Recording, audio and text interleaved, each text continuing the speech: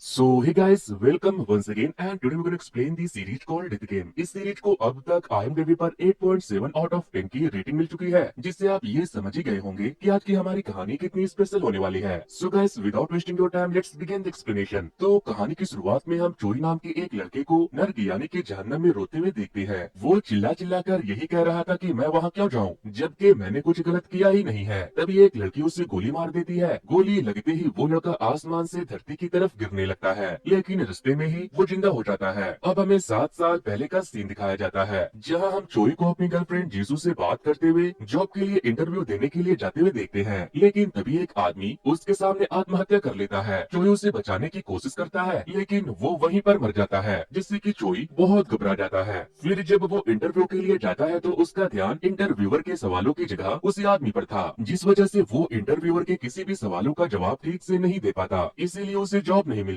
अपने ग्रेजुएशन के बाद जॉब न मिलने और अपने स्टडी लोन चुकाने के लिए चोई दूसरे अलग अलग काम करना शुरू कर देता है। चोई ग्रेजुएट होने के बाद भी मेरी तरह बेरोजगार था, लेकिन अपना खर्चा पानी चलाने के लिए कभी वो वेटर, कभी ड्राइवर तो कभी डिलीवरी बॉय का काम करने लगता है। इसी बीच वो कंटिन्यू कोई कैदी का जॉब भी ढूंढ रहा था। इसी तरह 7 साल बीत जाते हैं। फिर एक दिन उसे कंपनी से जॉब के लिए कॉल आता है। चोई अच्छे से प्रिपेयर होकर इंटरव्यू देने के लिए चला जाता है। इस बार चोई का इंटरव्यू एक बहुत बड़ी कंपनी में था और आज उसका इंटरव्यू बहुत अच्छा जाता है। फिर जैसे ही वो इंटरव्यू देकर बाहर आता है, उसे उसके दोस्त यही का कॉल आता है, जो उसे बताता है कि तुमने हायोन के जिस स्कीम में पैसा लगाया था वो एक फ्रॉड था। उसने हमें स्कैम किया और हमारे पैसे लेकर भाग गया। यह सुनते ही चोई भागते हुए अपने दोस्त हायोन के घर पहुंच जाता है, लेकिन उसके घर के बाहर लॉक लगा हुआ था। चोई पागल हो जाता है, क्योंकि उसने अपनी 7 साल की सेविंग हायोन के उस स्कीम में इन्वेस्ट कर रखी थी। फिर जब चोई अपने घर जाने लगता है तो वो रास्ते में अपनी गर्लफ्रेंड जीसू को किसी और के कार से उतरते हुए देखता है। कार के जाने के बाद चोई जीसू के पास जाता है, लेकिन वो उससे कुछ नहीं कहता और वापस जाने लगता है। मगर जीसू उसे रोक लेती है और उसे पैसों से भरा एक इन्वेलप देती है, क्योंकि उसे पता था कि चोई जॉब इंटरव्यू की वजह से कोई पार्ट टाइम जॉब नहीं कर रहा, इसीलिए उसे पैसों की जरूरत होगी। जीसू अक्सर अपने बॉयफ्रेंड को पैसे देकर उसकी मदद किया करती थी, आप भी करना। लेकिन चोई उसे उसके पैसे वापस दे देता है और उससे पूछता है कि क्या वो तुम्हारा नया बॉयफ्रेंड था। जीसू कहती है कि नहीं, वो मेरा बॉयफ्रेंड नहीं था। जिस पर चोई कहता है कि आखिर मेरी वजह से तुम कब तक इस तरह से रहोगी, मैं तुम्हारे लायक नहीं हूँ। जीसू, तुम मुझसे अच्छा डिजर्व करती हो, तुम मेरे लिए कब तक ऐसे ही रहोगी। चोई रोते हुए उसे गुड बाय बोलकर वहाँ से चला जाता है। फिर जब वो अपने घर पहुँचता है तो देखता है कि उसके घर का सारा सामान खुले में पड़ा है और बारिश भी हो रही थी। घर के दरवाजे पर एक नोट चिपका हुआ था, जिसमें लिखा था कि तुमने कई महीनों से रेंट नहीं दिया, इसीलिए मैंने ये घर किसी और को रेंट पर दे दिया है। अब तुम अपना सामान लेकर यहाँ से चले जाओ। लेकिन बारिश हो रही थी, जिसमें चोई के घर का सारा सामान भीग रहा था। इसी तरह सुबह हो जाती है। सुबह उसे उस कंपनी से मैसेज आता है जहाँ वो कल इंटरव्यू के लिए गया था, लेकिन वो इंटरव्यू में फेल हो चुका था। जिसके बाद चोई बहुत रोता है। उसने अपने पैसे खो दिए, उसे जॉब नहीं मिली और उसकी गर्लफ्रेंड ने भी उसे धोखा दिया था। अब उसके पास खोने के लिए कुछ नहीं बचा था, इसीलिए वो खुद को लूजर मानकर एक ऊंची सी बिल्डिंग के ऊपर चला जाता है और वहाँ से कूद जाता है। लेकिन जैसे उसकी आँख खुलती है, वो खुद को एक प्राइवेट जेट में पाता है। उसका चेहरा भी बदल गया था और उसके सामने एक लड़की बैठी थी, जिसका नाम डेथ था। डेथ उससे कहती है कि तुम मर चुके हो। चोई उससे पूछता है कि तुम कौन हो, जिस पर वो अपने आंखों से चश्मा हटाती है तो चोई को उसकी आंखों के अंदर कुछ विजन दिखाई देने लगती है, जहाँ डेथ उसे उठाकर जहन्नम के ज़ॉम्बीज़ के बीच में फेंक देती है, जो उसे खा लेते हैं। लेकिन ये तो बस एक सपना था, जो कि डेथ चोई को अपनी आंखों में दिखा रही थी। चोई बहुत घबरा जाता है। इसके बाद डेथ उससे कहती है कि तुमने भगवान की बनाई सबसे खूबसूरत चीज को नष्ट किया है, इसीलिए मैं तुम्हें 12 बार 12 लोगों के शरीर में जिंदा करूंगी और 12 अलग अलग तरीके से मारकर सजा दूंगी, ताकि तुम्हें ये पता चले कि मौत कितना तकलीफ देता है। फिर वो उसे ये भी बताती है कि अगर तुमने अपने मौत को चकमा दे दिया तो तुम उसी के शरीर के साथ अपनी बाकी की जिंदगी बिता सकते हो। लेकिन चोई कहता है मैं जिंदा रहना नहीं चाहता, मेरी जिंदगी नर्क से भी बदतर है, जिंदगी बहुत तकलीफ देती है। मगर डेथ वहाँ से गायब हो जाती है। इसके बाद चोई उस प्लेन में घूमने लगता है और सोचता है कि वो जिसके शरीर में है वो आदमी कितना अमीर है। तभी उसके सामने एक चमकता हुआ और आता है, जो उसके दिमाग में घुस जाता है, जिससे उसे उस आदमी के बारे में सब पता चल जाता है। वो जिसके शरीर में था उसका नाम पार्क था और वो उस कंपनी के सीईओ का बेटा था, जहाँ वो इंटरव्यू देने के लिए गया था। उस ऑर्ब के जरिए चोई को पार्क के सारे मेमोरीज आ जाती है, जिसके बाद वो सोचता है कि जिस कंपनी में वो काम करना चाहता था अब वो उस कंपनी का मालिक बनकर रहेगा। लेकिन तभी उस प्लेन के इंजन में आग लग जाती है और प्लेन तेजी से नीचे की तरफ गिरने लगता है। इंजन में आग लगने से चोई भी बुरी तरह जलकर मर जाता है और जैसे उसकी आँख खुलती है वो एक बहुत ही अजीब सी जगह पर पहुंच जाता है। तभी डेथ उसके उसके सामने आती है और उससे कहती है कि इस बार तुम बहुत जल्दी आ गए, लेकिन 11 बार अभी भी बचे हैं। डेथ उसके सामने अपने गन में बुलेट भरने लगती है। चोई पूछता है तुम्हारे पास गन क्यों है, इससे तो लोग मरते हैं। जिस पर वो कहती है कि मेरे लिए इससे आत्महत्या करने वाले लोग जिंदा होते हैं। फिर चोई पूछता है कि अगर मैं 12 में से किसी एक भी शरीर में जिंदा नहीं रह पाया तो फिर मेरे साथ क्या होगा। डेथ कहती है कि अगर ऐसा हुआ तो तुम नर्क में जाओगे। चोई पूछता है कि वो कहाँ है, जिस पर डेथ उसे लेकर नर्क का नजारा दिखाने पहुंच जाती है, जहाँ की चीखें और आग को देखकर चोई समझ जाता है कि उसने सुसाइड करके कितनी बड़ी गलती की है। इसीलिए वो डेथ के आगे अपनी जान की भीख मांगने लगता है और कहता है कि तुम मुझे माफ कर दो, अगर मुझे ये सब पता होता तो मैं कभी भी खुदकुशी नहीं करता। डेथ कहती है कि अब पता चला ना कि नर्क किसे कहते हैं और तकलीफ जिंदगी देती है या मौत। फिर वो उससे कहती है कि अगर तुम नर्क नहीं जाना चाहते तो ट्राई करो कि तुम किसी के बॉडी में तब तक जिंदा रहो जब तक हम तुम्हें नहीं मार देते। इसके बाद तुम डायरेक्ट जजमेंट के दिन जिंदा किए जाओगे, जहाँ शॉर्ट हैंड गॉड तुम्हारे गुनाहों को माफ कर देंगे और तुम नर्क जाने से बच जाओगे। लेकिन अगर तुम 12 में से किसी के भी शरीर में जिंदा नहीं रह पाए तो तुम नर्क में जाओगे और हमेशा के लिए वहीं रहोगे। फिलहाल तुम अपने टेम्पोररी प्लेसमेंट के लिए तैयार हो जाओ। तभी वो उससे गोली मारती है तो वो एक प्लेन से नीचे गिर रहा होता है। उसे कुछ समझ नहीं आता कि वो प्लेन से क्यों गिर रहा है। तभी मेमोरी और उसके दिमाग में घुसती है, जिससे उसे पता चलता है कि उस वक्त वो सॉन्ग नाम के एक आदमी के शरीर में है, जिसने बिना पैरासूट के एक प्लेन से नेट के ऊपर कूदकर वर्ल्ड रिकॉर्ड बनाने का चैलेंज लिया है। अगर वो ऐसा करता है तो उसे 3 बिलियन मिलेंगे, लेकिन वो नेट पर नहीं गिरता, वो आसमान से डायरेक्ट जमीन पर आकर गिरता है, जिससे कि वो बहुत ही बुरी तरह से मर जाता है। अब जब चोई की नींद खुलती है तो वो फिर से डेथ के पास पहुंच गया था। चोई डेथ से पूछता है कि तुमने तो कहा था कि मैं जिसके शरीर में जिंदा रहना चाहूँ रह सकता हूँ, लेकिन मैं तो जिसके भी शरीर में जाता हूँ वो तो मरने ही वाला होता है। डेथ कहती है कि ये तो बस एक कोइंसिडेंट है। फिर वो उससे फिर से एक गोली मारती है। इस बार उसकी आँख खुलती है तो वो एक स्कूल स्टूडेंट के बॉडी में था, जहाँ वो देखता है कि एक लड़का सॉन्ग यानी कि चोई का बिना पैरासूट के प्लेन से कूदने वाले वीडियो को देखकर हंस रहा है। वो उसे मारने के लिए जाता है क्योंकि वो किसी की मौत पर हंस रहा था, लेकिन तभी मेमोरी और उसके अंदर घुस जाती है, जिससे उसे पता चलता है कि वो जिसके शरीर में है उसका नाम केवॉन है, जिसे स्कूल जाना बिल्कुल भी पसंद नहीं है क्योंकि स्कूल के सीनियर बच्चे उसे बहुत परेशान करते हैं। इसीलिए उसने सुसाइड करने का भी डिसाइड कर लिया था। चोई को जब ये सब पता चलता है तो वो उस स्टूडेंट को नहीं मारता और सीधे जाकर अपनी सीट पर बैठ जाता है, जहाँ वो केवॉन के सुसाइड नोट को भी पढ़ता है। जिसके बाद चोई सोचता है कि अब तो मैं इसके शरीर में हूँ, इसीलिए मैं नहीं मरूंगा तो ये कैसे मरेगा। वो ये सोचकर बहुत खुश होने लगता है, लेकिन तभी जिन नाम का एक लड़का आकर उसे मारता है और उसे पूछता है कि गधे कहीं के तुम क्यों हंस रहे हो, मैंने तुम्हें स्ट्रॉबेरी मिल्क लाने को कहा था। लेकिन चोई उठकर उसे मारने लगता है। जिनके दोस्त चोई को रोकते हैं तो वो उन्हें भी मारता है कि वो उनके अंदर चोई की आत्मा आ चुकी थी, इसीलिए वो अपने से कम एज के लड़कों को खूब मारता है। लेकिन तभी वहाँ पर जिनका एक और दोस्त आई आ जाता है, जो कि चोई से भी ज्यादा ताकतवर था। वो उसे खूब मारता है, जिसके बाद 2 लोग केवॉन को पकड़ लेते हैं और जिन उसे मारने लगता है। लेकिन तभी टीचर वहाँ पर आने वाले थे, इसीलिए जिन उसे कहता है कि मैं तुम्हें स्कूल के बाद बताता हूँ। फिर स्कूल के बाद जिन और उसके दोस्त फिर से केवॉन को मारने लगते हैं, लेकिन टाई जिन से कहता है कि अब हमें इससे जाने देना चाहिए, हमने इसे बहुत मार लिया। लेकिन जिन उसी को मारने लगता है। तभी वहाँ जिन की गर्लफ्रेंड उसे बुलाने आती है तो वो केवॉन को छोड़कर चला जाता है। इसके बाद चोई केवॉन के घर जाता है तो देखता है कि वो बहुत ही मिडिल क्लास बच्चा है। फिर रात को केवॉन की माँ घर आती है तो चोई को उसे माँ कहने में बहुत ही अजीब लगता है, मगर जब वो उसे अपने बेटे की तरह केयर करने लगती है तो उसे अपनी मॉम की याद आने लगती है। वो केवॉन के मॉम को अपनी माँ की तरह देखकर रोने लगता है। केवॉन की माँ जब उससे पूछती है कि क्या हुआ तो वो कहता है कुछ नहीं। अब हमें नेक्स्ट डे केवॉन के क्लास का सीन दिखाया जाता है। आज जब टाई बाथरूम जाता है तो चोई उसके पीछे जाता है और उससे कहता है कि तुम जिन से ज्यादा ताकतवर हो, लेकिन फिर भी उसके आगे पीछे चमचे की तरह घूमते रहते हो और वो तुम्हें मारता भी है। टाई कहता है तुम मुझे ये सब क्यों कह रहे हो, क्या तुम मुझसे मार खाना चाहते हो। चोई कहता है कि नहीं, तुम मुझसे बड़े और ज्यादा ताकतवर हो, लेकिन फिर भी वो तुम्हें हर वक्त मारता रहता है। तभी जिन वहाँ आ जाता है और उन दोनों से पूछता है कि तुम दोनों यहाँ क्या कर रहे हो। टाई कहता है कुछ नहीं, बस इसे इसकी औकात याद दिला रहा था। जिस पर जिन उसे मारते हुए कहता है कि तो फिर अच्छे से समझाना। इसके बाद वो वहाँ से चला जाता है। उसके जाने के बाद टाई भी वहाँ से जाने लगता है, लेकिन चोई उसके पीछे जाता है। तभी टाई उसे बताता है कि मैं जिनसे नहीं डरता बल्कि उसके सीनियर फ्रेंड से डरता हूँ। अगर मैंने जिनको कुछ भी किया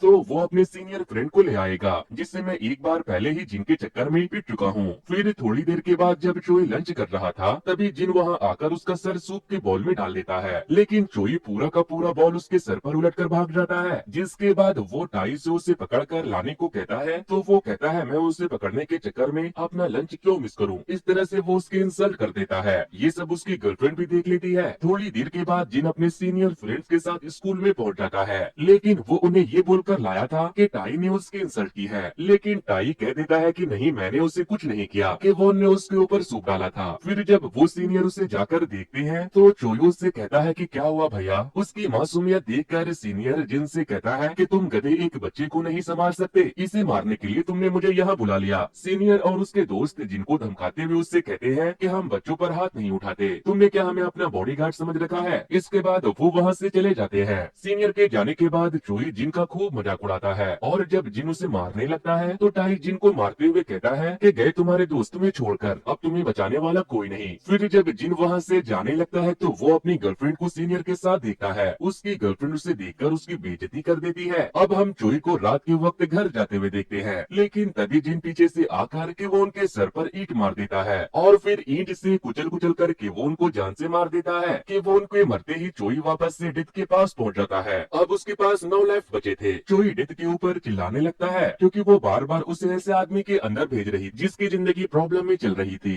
चोई कहता है कि इस तरह से तो मैं नर्क में ही जाऊंगा, अब जब मुझे नर्क में जाना ही है तो मुझे अभी ही डाल दो, मैं मौत के वक्त होने वाले दर्द को बर्दाश्त नहीं कर सकता। जिस पर वो कहती है कि नर्क तो मौत के बाद मिलेगी, लेकिन इससे पहले तुम्हें सजा भुगतना पड़ेगा। बाकी तुम किसके शरीर में जाते हो और उसे जिंदा रखने के लिए तुम क्या क्या करते हो ये तुम्हारे ऊपर डिपेंड करता है। रेत फिर से उसे शूट कर देती है। इस बार जब चोई की आँख खुलती है तो कुछ लोग उसे टॉर्चर कर रहे थे। उनका लीडर चोई से पूछता है कि लड़की और पैसा कहाँ है। चोई कहता है कि मुझे नहीं पता। वो लोग फिर से उसे टॉर्चर करने के लिए आगे बढ़ने लगते हैं, लेकिन तभी मेमोरी और उसके अंदर आकर घुस जाता है, जिससे उसे पता चलता है कि उसका नाम ली है और वो एक बहुत ही खतरनाक गैंगस्टर का टीम मेंबर है जिसकी एक बहुत ही खूबसूरत सी बीवी है। एक दिन वो गैंगस्टर अपनी बीवी को बहुत मारता है, जिसके बाद वो ली से कहती है कि मैं यहाँ नहीं रहना चाहती, क्या तुम मेरे साथ चलोगे। जिसके बाद जिन सबसे पहले अपने बॉस के 10 मिलियन चुराकर किसी सेफ जगह पर पहुंचाकर अपनी बॉस की बीवी से मिलने के लिए जाने लगता है, लेकिन रास्ते में ही बॉस के लोग उसे पकड़ लेते हैं। जिन तो पकड़ा गया था, लेकिन बॉस की बीवी भाग गई थी। चोई को जैसे ही ये सब पता चलता है वो बॉस और उसके लोगों को मारकर वहाँ से भाग जाता है, लेकिन बॉस के कुछ लोग उसके पीछे पड़ जाते हैं। वो बाइक से भाग रहा था और उनसे बचने के लिए अपनी बाइक एक बिल्डिंग से दूसरे बिल्डिंग पर कूदा देता है, जहाँ उसकी बाइक सीधे स्विमिंग पूल में गिरती है, जिससे कि उसकी जान बच जाती है। वहाँ से निकलकर जिन यानी कि चोई सीधे अपने बॉस की बीवी से मिलने के लिए पहुँच जाता है, जहाँ उसकी बॉस की बीवी उसे देखते ही गले लगा लेती है। फिर वो उससे पूछती है कि तुमने पैसा कहाँ रखा, लेकिन चोई उसे जैसे ही पैसे के बारे में बताता है वो उसे गोली मार देती है। मरने के बाद दोबारा वो डेथ के पास पहुँच जाता है। डेथ उस पर खूब हंसती है। चोई उससे पूछता है कि उस लड़की ने मुझे क्यों मारा। डेथ बताती है कि उसने तुम्हें पैसों के लिए इस्तेमाल किया और जब तुम पैसे ले आए तो उसने तुम्हें मार दिया। लेकिन चोई भी हंसने लगता है क्योंकि उसने उसे पैसों का सही जगह नहीं बताया था। इसके बाद डेथ उसे फिर से गोली मारकर दूसरे आदमी के अंदर जिंदा कर देती है। इस बार वो जेल में उठता है। चोई को अभी तक मेमोरी नहीं मिला था, इसीलिए वो सभी चीजों से अनजान था। वो अपने रूममेट से पूछता है कि मैं यहाँ से कब बाहर निकलूंगा, जिस पर वो उसे बताता है कि 4 साल के बाद। लेकिन वहाँ पर जिन भी उसका रूममेट होता है, जिसे केवोन के मारने के जुल्म में जेल हो गई थी।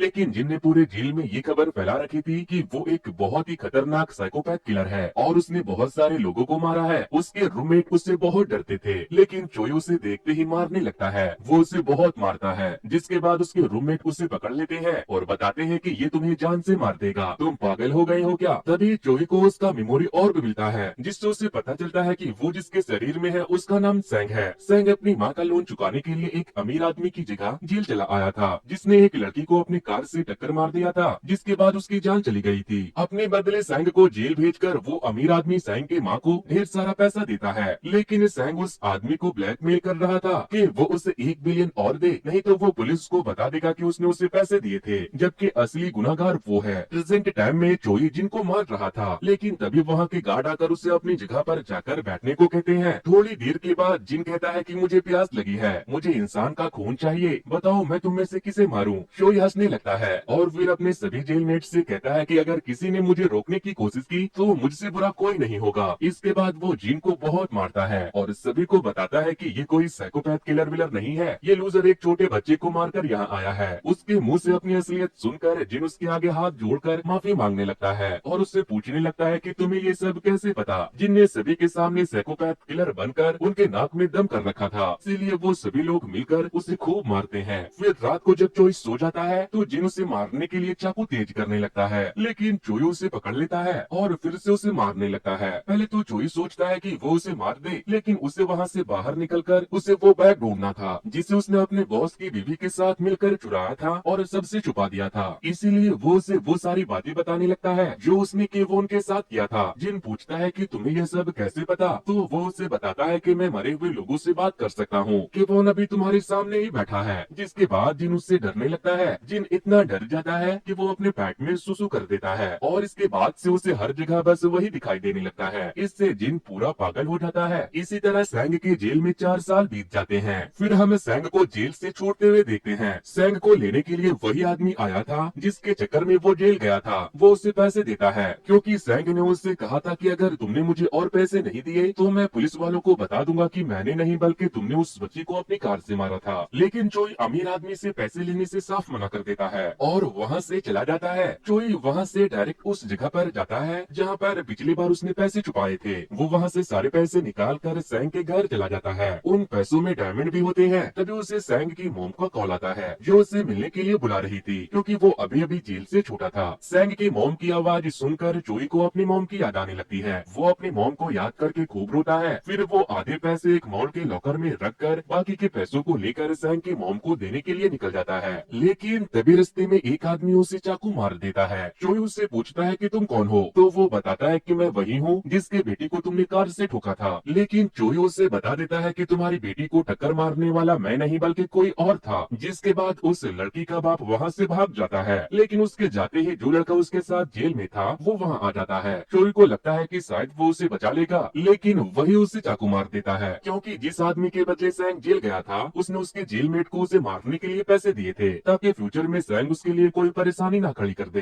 चोई एक बार फिर से मरकर एडिथ के पास पहुंच गया था। चोई बहुत रोता है क्योंकि वो बहुत परेशान हो गया था और अब उसके पास 7 लाइफ ही बचे थे। चोई एडिथ से कहता है कि चलो मारो मुझे। एडिथ उसे फिर से मार देती है। इस बार उसे होश आता है तो वो एक बच्चे के अंदर उठता है, लेकिन वो रोने लगता है क्योंकि उसे लॉकर से पैसे निकालने थे। तभी उस बच्चे की माँ वहाँ आती है और उसे अपने साथ लेकर गुस्से में चली जाती है। वो बच्चे को कार के पीछे बैठाकर उस पर बहुत चिल्लाती है क्योंकि अपने बच्चे की वजह से वो बहुत डिस्टर्ब हो रही थी। वो उसे घर ले जाकर सोफे पर फेंक देती है। तभी उस बच्चे का बाप आता है और जबरदस्ती उस बच्चे को एक्सपायर्ड फूड खिलाने लगता है क्योंकि वो भी अपने बच्चे से प्यार नहीं करता था। तभी वहाँ पर चाइल्ड अब्यूज सेंटर से कुछ ऑफिसर आते हैं क्योंकि उन्हें पता चला था कि वो अपने बच्चे को मारते पीटते हैं। लेकिन उस बच्चे के डैड चाइल्ड वेलफेयर डिपार्टमेंट में थे, इसीलिए पुलिस वहाँ से चली जाती है। लेकिन चोई रो रो कर उन्हें रोकने की कोशिश करता है, लेकिन वो एक बच्चे की आवाज नहीं समझ सकते थे। वो नहीं रुकते, मगर उनके जाने के बाद उस बच्चे की माँ तकिए से उस बच्चे का गला दबा देती है। बेचारा चोई एक बार फिर से मर चुका था।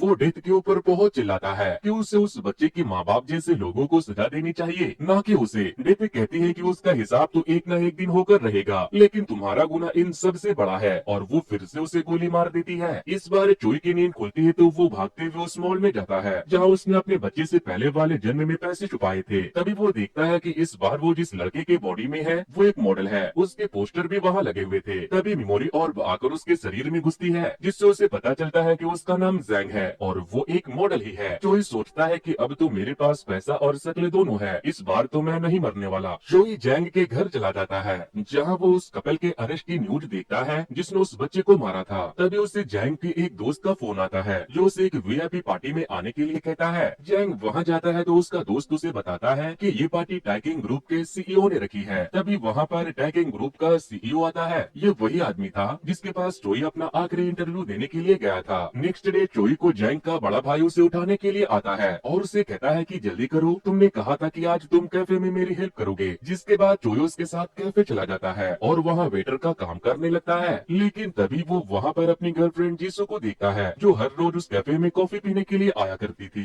चोई काम करते हुए बस उसे ही देखे जा रहा था। तभी उसका भाई उसे बताता है कि वो एक बहुत ही फेमस नोवेलिस्ट है। जिसके बाद चोई यूट्यूब पर जीसू के फिक्शनल नोवेल के सक्सेसफुल होने के बाद के इंटरव्यू को देखता है, जहाँ वो इंटरव्यूअर को बताती है कि उसके सक्सेस होने के पीछे उसके बॉयफ्रेंड चोई का हाथ है। लेकिन उसने अब तक चोई को ये नहीं बताया कि उसका नोवेल सक्सेसफुल हुआ है। ये इंटरव्यू चोई के आत्महत्या करने वाले दिन का था। इसके बाद चोई लाइब्रेरी में जाकर उसकी लिखी हुई उस फेमस बुक को पढ़ने लगता है जिसमें चोई और जीसू की लाइफ से रिलेटेड बहुत सी बातें लिखी हुई थी। तभी उसे रियलाइज होता है कि उस दिन जो इन्वेलप जीसू से दे रही थी उसमें उसके नोवेल नोवेल्स का प्राइज मनी था। फिर चोई के कैफे जीसू से मिलने के लिए वही लड़का आता है जिसके कार से उस दिन वो उतरी थी। दरअसल वो लड़का जीसू का भाई था, लेकिन चोई ने उसे समझाने का मौका ही नहीं दिया था। फिर अगले दिन जब जीसू कॉफी पीने के लिए आती है तो चोई उसके पास जाता है और उससे कहता है कि आप बहुत अच्छा लिखती हो, क्या आप मेरी कहानी सुनना चाहोगी? जीसू कहती है हाँ क्यों नहीं, बताओ क्या है तुम्हारी कहानी। जिसके बाद चोई उसे अपने सुसाइड के बाद की कहानी सुनाने लगता है, जिसमें वो बताता है कि कैसे उसके सुसाइड करने के बाद डेथ उसे बार बार जिंदा करके मार रही है। जीसू की उसकी कहानी बस कहानी ही लगती है, इसीलिए वो उसे इग्नोर कर देती है और कहती है कि आगे की कहानी तो मुझे कल सुनाना। जीसू वहाँ से चोई के फोटो के पास जाती है और उसे देखकर खूब रोती है। वो कहती है तुम्हारे जाने के बाद मैं खाती हूँ, पीती हूँ, सोती हूँ, लेकिन थोड़ा भी खुश नहीं रहती। मैं तुम्हें बहुत मिस करती हूँ। चोई भी दूर से खड़ा होकर उसे देख रहा था। उसके जाने के बाद चोई अपने फोटो के पास जाता है तो वहाँ पर उसकी मॉम भी थी जो चोई की फोटो को साफ कर रही थी। इसके बाद चोई की मॉम बाथरूम में जाकर चोई का नाम लेकर खूब रोती है। ये सब देखकर चोई भी खूब रोता है और अफसोस करता है कि आखिर उसने ऐसा क्यों किया। मरकर उसे तो चैन नहीं मिला था, लेकिन उसके मरने के बाद उसकी माँ और जीसू की जिंदगी पूरी तरह से नर्क बन चुकी थी। फिर नेक्स्ट डे चोई चुपके से पैसों का बैग ले जाकर अपने मॉम के घर में रख देता है। फिर जब वो कैफे में जाता है तो वो जीसू से कहता है कि आगे की कहानी मैं तुम्हें बाहर चलते हुए सुनाता हूँ। चोई सड़क पर जाते हुए हर वो स्पेशल मोमेंट जीसू को बताने लगता है जिसे उन दोनों के अलावा कोई नहीं जानता था। जीसू ये सब सुनकर रोने लगती है और उससे पूछती है कि तुम्हें ये सब कैसे पता, जिस पर चोई सब सच बता देता है कि मैं ही चोई हूँ। मेरे सुसाइड करने के बाद मुझे बार बार जिंदा किया जा रहा है और मुझे मारा जा रहा है। जीसू को कुछ भी समझ नहीं आता और चोई उसे आई लव यू कहने वाला होता है, लेकिन तभी एक कार आकर उन दोनों को टक्कर मार देती है। तभी हम देखते हैं कि ये कार टाइगन कंपनी के सीईओ की है और उन दोनों के मौके पर ही मौत हो जाती है। फिर जब चोई की आँख खुलती है तो वो फिर से डेथ के पास पहुंच गया था। वो बहुत रोता है। अब उसके पास बस 6 लाइफ बचे थे, लेकिन उसकी गर्लफ्रेंड मर चुकी थी जो शायद अब उसे क़यामत के दिन ही मिलने वाली थी। दोस्तों इस सीरीज की आगे की जो कहानी है वो बहुत ही इंटरेस्टिंग है। इस वीडियो का नेक्स्ट पार्ट बिल्कुल भी मिस मत करना। नेक्स्ट पार्ट देखने के लिए जल्दी से इस वीडियो पर 2000 लाइक कंप्लीट कर दें। और अगर आप नए हो और सेकंड पार्ट को मिस नहीं करना चाहते हो तो इस वीडियो को लाइक करने के बाद हमारे चैनल को जरूर से सब्सक्राइब कर देना।